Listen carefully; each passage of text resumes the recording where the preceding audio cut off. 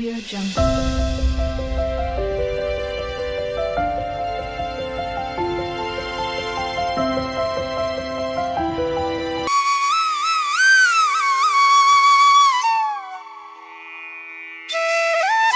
Hello everyone, আসসালামু আলাইকুম। মাছলে লাইফস্টাইলে আরও একটি নতুন ভ্লগে তোমাদের সবাইকে ওয়েলকাম জানিয়ে নতুন একটি ভিডিও শুরু করছি। কাছে ও দূরে যে যেখান থেকেই আমার ভিডিওটি দেখছো, আশা করি সবাই ভালো আছো এবং সুস্থ আছো। আর আমরাও আল্লাহর অশেষ রহমতে আলহামদুলিল্লাহ ভালো আছি। নতুন বছরের নতুন একটি দিনে তোমাদের সবাইকে জানাই শুভেচ্ছা ও ভালোবাসা। তো দেখতে দেখতে 2024টা তো পেরিয়ে গেল। সময় খুব দ্রুত গতিতে এগিয়ে যাচ্ছে। এই 2024-এ হয়তো আমরা অনেক কিছু পেয়েছি, আবার অনেক কিছু হারিয়েছি। দেখো, যেখানে জিত আছে সেখানে তো হার আছে। হার আছে বলে জিতের মূল্য অনেকটাই বেশি, আর জিত আছে বলে হারের মূল্যও কিন্তু আমরা বুঝতে পারি। তো হার জিত তো জীবনে লেগেই থাকবে। তো আশা করব যেন 2025টা সবার খুব ভালো কাটে। নতুন বছরের জানুয়ারি মাসের ফার্স্ট 1 তারিখের ব্লগটা তোমাদের মাঝে শেয়ার করতে আমার অনেকটাই দেরি হয়ে গেল। আসলে এডিট করার সময় পাচ্ছি না, তো তার জন্য ভিডিওটা দেওয়া হচ্ছিল না। আর আমরা সেই দিন ছিলাম আমার দিদির বাড়িতে বছরের প্রথম দিনটায়। তো সেখানেই খাওয়া দাওয়া আড্ডা এসব লেগেছিল। তো ওই ভিডিওটাই তোমাদের সঙ্গে শেয়ার করছি। তো সকাল সকাল দেখতেই পেলে দানিশকে দুধ কর্নফ্লেক্স খাইয়ে দিলাম। তারপরে দিদি সবার জন্য ডিম সেদ্ধ করেছিল। তো দানিশকে তো সকালে দুধ কর্নফ্লেক্স খাইয়েছিলাম, তাই তার মোটামুটি 1 ঘন্টা পরে তাকে ডিম সেদ্ধটা খাইয়ে দিলাম। এদিকে দিদি সকালে নাস্তা বানাতে চলে এসছে। তো কি বানাবে, প্রত্যেকদিন তো এটা ওটা খেয়েই যাচ্ছি। দিদি আজকে বলল যে চল তাহলে সুজি বানিয়ে নিই। তো দিদির হাতের সুজির রেসিপিটা খুবই সুন্দর হয় খেতে। তোমাদের মাঝে চলো রেসিপিটা একটু শেয়ার করে দিই। এখানে কড়াইয়ে পরিমাণ মতো ঘি দিয়ে নিয়েছে, তারপরে কিছুটা কাজু ভেজে তুলে নিল, আর একটা এলাচ ফাটিয়ে দিয়ে দিয়েছে যেন ফ্লেভারটা সুন্দর আসে। তারপর সুজিগুলোকে দিয়ে লাল লাল করে ভেজে নিতে হবে। সুজি যখন বেশ লাল লাল হয়ে ভাজা হয়ে আসবে, সেই পর্যায়ে কিন্তু দুধ অ্যাড করে দেবে। তোমরা চাইলে জলও দিতে পারো, কিন্তু দুধ দিলে অপূর্ব একটা স্বাদ হয়। এটা আবার আমি আগে জানতাম না। আমি আবার সুজিটা সবসময় জল দিয়ে খেতেই বেশি পছন্দ করতাম, তবে আজকে প্রথমবার দুধ দিয়ে খেলাম, বেশ ভালো লাগছিল। দানিশকে কিন্তু আমি দুধ দিয়ে বানিয়ে দিতাম, তবে আমার পার্সোনালি জল দিয়ে খেতে বেশি ভালো লাগতো। তবে আজকে দিদির হাতের খেয়ে মুখে লেগে থাকলো এই স্বাদটা। এবার থেকে এরকমভাবে বানানোর চেষ্টা করব। তো এদিকে সুজিটা বানানো কমপ্লিট, আর দিদি বানাবে আলু ভাজা। তো আলুটাকে একটু মোটা মোটা করে কেটেছে, সেগুলোকে লবণ আর হলুদ দিয়ে একটু সেদ্ধ করে নিয়েছে। তারপর এখানে ফোড়ন করে নিচ্ছে, একটু আদা রসুন পেস্ট, তারপর পেঁয়াজ কুচি আর সব রকম গুঁড়ো মশলা দিয়ে মশলাটাকে ভালোভাবে কষিয়ে ওই সেদ্ধ করে রাখা আলুগুলোকে দিয়ে একটু লালচে লালচে করে ভেজে নিলেই কিন্তু খুব সুন্দরভাবে আলু ভাজাটা রেডি হয়ে যায়। এটা কিন্তু পরোটার সঙ্গে খেতে বেশ ভালো লাগে, আর দিদি এইভাবে বানায়। আমার তো দিদির হাতের সব খাবারই ভীষণ পছন্দের। দেখবে মায়ের পরে যদি কাউকে স্থান দেওয়া হয়, সেটা কিন্তু একমাত্র দিদি। মায়ের মতোই দিদিরা হয়ে ওঠে, তাই না? বড়রা কিন্তু বোনেদের ভীষণ খেয়াল রাখে, যেমনটা একটা সন্তানকে মায়েরা খেয়াল রাখে। তো দিদি কিন্তু ভীষণ ভালোবাসে আমাদেরকে, আর আমরাও দিদিকে ভীষণ ভালোবাসি এবং সম্মান সব কিছুই করি। আবার ওকে দেখে ভয়ও করি, আবার সব কথা শেয়ারও করে ফেলি। তো এদিকে দেখো, ডিমটা খেতে দিয়েছিলাম, বললাম তো 1 ঘন্টা পরে খেতে দেব। তাই এদিকে ও বসে বসে ডিমটা খেয়ে নিচ্ছে। আর ডিম সেদ্ধ খেতে আমার দানিশ বাবা ভীষণ ভালোবাসি। এদিকে দিদি বানাবে 3 কোনা পরোটা। তো সবসময় আটা দিয়েই বানায়, এটা তো বলেছি আগের ভিডিওতেও। তো এখানে আটা দিয়ে পরোটা বানানো হচ্ছে। তো পরোটাটাকে একটু রুটির মতো ছোট্ট মতো করে বেলে নিল। তারপর অল্প একটু তেল দিয়ে এদিক ওদিক ছড়িয়ে দিয়ে ত্রিকোণ ভাঁজ করে সুন্দরভাবে মুড়ে নিতে হবে, যেন সাইডগুলো আবার খুলে না যায় ভাজার সময়। আর এটা ভাজার পরে কিন্তু খুব সুন্দর একটা ভাজ ভাজ হয়, আর ভীষণ নরম থাকে অনেকক্ষণ ধরে। হ্যাঁ, এই পরোটাটা খেতে কিন্তু বেশ ভালো লাগে। এইভাবে আমিও বানাই।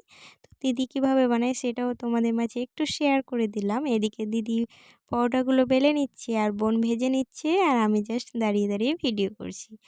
সবাই মিলে এই রান্নাঘরের ভিতরেই হুড়োহুড়ি করছি। এইভাবে তো আমাদের গল্প আড্ডা চলতেই থাকে।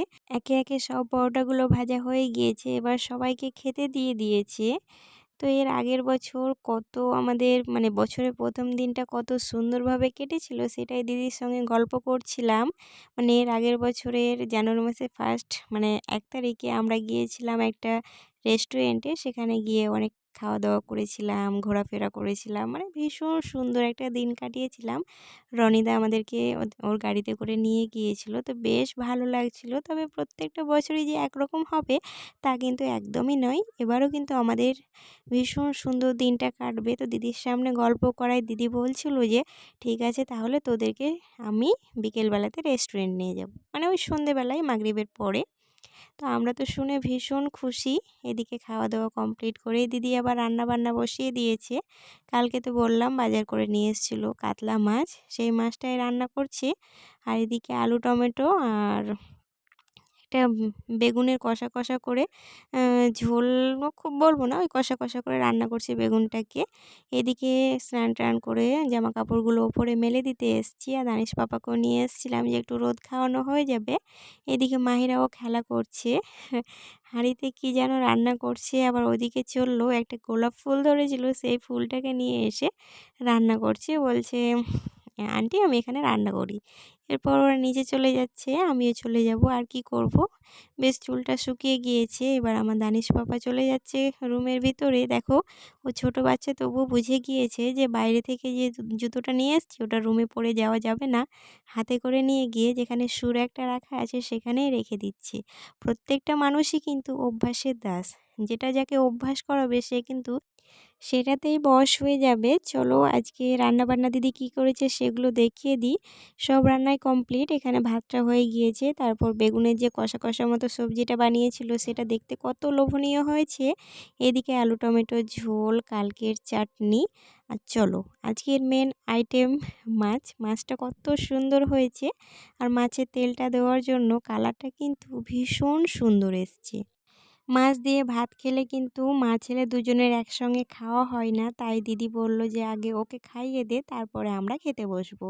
তো বোন নিয়ে চলে গেল আইহানের জন্য আর এদিকে আমি দানিশের জন্য ভাতটা বেড়ে নিচ্ছি। তো ও তো ভীষণ পছন্দ করে মাছ খেতে, মানে মাংসর থেকেও মাছটা ও বেশি পছন্দ করে। তাই আমার লাড্ডু তো বসে গিয়েছে ভাত খেতে, ওকে আমি খাইয়ে দেবো। তারপর আমরাও খেয়ে নিয়েছিলাম। একটু রেস্ট করে বেরিয়েছিলাম। ওই যে বললাম যাব রেস্টুরেন্টে। তো দিদি কিন্তু আসতে পারেনি, আমাদেরকেই পাঠিয়েছে। আর ও কিন্তু টাকাটা দিয়েছে, মানে ওই ট্রিট দিয়েছে আমাদেরকে যে তোরা যা ইচ্ছে তাই খাবি আর আমার তরফ থেকে। আসলে দাদু বলল যে আমি যেতে পারবো না, শরীরটা ভালো লাগছে না। তো দাদুকে একাই রেখে তো দিদি আসতে পারবে না, তাই দিদিও বাড়িতেই থেকে গেল। আর আমি, বোন আর ছেলেমেয়েদের নিয়ে এসেছিলাম। তো আমরা একটু হেঁটেই যাচ্ছিলাম। প্রত্যেকদিন তো টোটো করেই যাই। তো সেরকম ঘোরা হয় না, তাই হেঁটে একটু ঘুরছিলাম।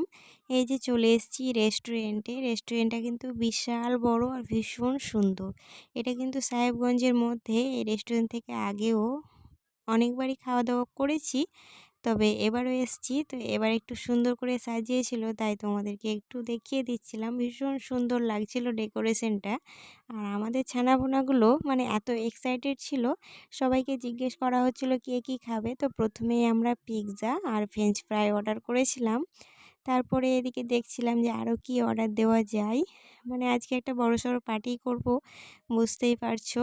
তো এখানে আমার দানিশ আর আইহান তো এদিক ওদিক ছোটাছুটি করতেই ব্যস্ত, মানে বড় জায়গা দেখেছে। এই যে আমাদের ফাইনালি খাবার চলে এসছে, পিৎজা আর ফ্রেঞ্চ ফ্রাই। তো আমার দানিশ পাপা একদমই পিৎজা খায়নি। আর আমরা কিন্তু চিকেন পিৎজা অর্ডার করেছিলাম। ভীষণ সুন্দর ছিল পিৎজাটা খেতে। আর খুব গরম ছিল তো খেতে বেশ ভালোই লাগছিল। তো এদিকে আমার দানিশ পাপা আর আয়হান ফ্রেঞ্চ ফ্রাই খেতেই ব্যস্ত। ওরা একদমই পিৎজা খায়নি। আর আমরা মাহি, আমি আর বোন মিলে পিৎজাটা খেয়েছিলাম। লাবিব আবার এগুলোর মধ্যে কোনোটাই খায়নি। ও জাস্ট বসেই ছিল। ও বলছিল আমি লাস্টে কিন্তু একটা কোক খাবো। তাই ও অপেক্ষা করছে ওর কোকের জন্য। এদিকে দেখো আমরা পিৎজাটা খেয়ে নিচ্ছি। ভীষণ সুন্দর লাগছিল। ওই জন্যই কথায় আছে যে কখন কি আমাদের ভাগ্যে লেখা আছে আমরা কেউ বলতে পারবো না আগে থেকে। যেমন ধরো ২০২৪ সালের এই জানুয়ারি মাসে ১ তারিখে আমরা গিয়েছিলাম ধুলিয়ানে রেস্টুরেন্টে। ঠিক এইভাবে আনন্দ এনজয় করে দিনটা কাটিয়েছিলাম, আবার দেখো এখানেও ওইভাবেই মানে সেমভাবে আনন্দ করে কাটাচ্ছি। তাই কেউ বলতে পারবে না যে কখন কোনটা তোমার ভাগ্যে থাকবে। তো বেশ আমাদের ২ বছরই ভীষণ সুন্দর কাটলো। আর আমরা আশা রাখবো যেন আগামী দিনগুলো আমাদের ভীষণ সুন্দর যায়। দেখো আমরা এখানে একটা হোয়াইট সস পাস্তা অর্ডার করেছিলাম। ওটা কিন্তু ভীষণ বাজে ছিল খেতে। আমরা কেউই খেতে পারিনি। মাহিরাও তো খায়নি। তো ফেলে দিইনি, খেয়েছিলাম, তবে খুব একটা ভালো ছিল না খেতে। চলে এসেছিলাম আমরা বাড়ি। তো বাড়ি এসে দিদিকে দেখছি যে এখানে পাটিসাপটা বানাচ্ছে। মানে আমরা সকালে চলে যাব, তো তাই আমাদের জন্য কিছু নাস্তা রেডি করে দিচ্ছে যাতে আমরা ট্রেনে খেতে পারি। আমরা ৬টার মধ্যে বেরিয়ে যাব চা খেয়েই। তো রাত্রে এগুলো বানিয়ে রাখছে। তো তোমাদেরকে ছোট্ট একটি কথা মনে করিয়ে দিই, এখনও যারা আমার ভিডিওটিতে লাইক করোনি তারা প্লিজ একটি লাইক করো, কারণ তোমাদের একটা লাইকই পারে আমাকে পরবর্তী বেশ কিছু মানুষের কাছে পৌঁছে দিতে। আর চাইলে তোমরা একটা সুন্দর কমেন্ট করতে পারো, কারণ তোমাদের সুন্দর একটা কমেন্টই আমাকে পরবর্তী ভিডিও বানাতে অনেক বেশি মোটিভেট করে। চাইলে তোমরা আমার চ্যানেলটিকে সাবস্ক্রাইব করে নোটিফিকেশানটা অল করে রাখতে পারো। আর যারা এই কাজটি আগে থেকে করে রেখেছো তাদেরকে অসংখ্য অসংখ্য ধন্যবাদ। তো দেখো দিদি কত সুন্দরভাবে পাটিসাপটাগুলো বানিয়ে নিচ্ছে। আমি কিন্তু কোনো দিনই এটা বানাইনি, তবে আমাদের বাড়িতে খুবই এই খাবারের চল রয়েছে, মানে খুবই খাওয়া হয় আমাদের। আর লাবিব কিন্তু পাটিসাপটা খেতে ভীষণ পছন্দ করে, তাই ও গরম গরম খেয়ে নিচ্ছে। আমরাও সবাই একটা করে খেয়েছিলাম। তো আজকের ভিডিওটি এখানেই শেষ করছি। সবাই ভালো থাকবেন। আল্লাহ হাফেজ।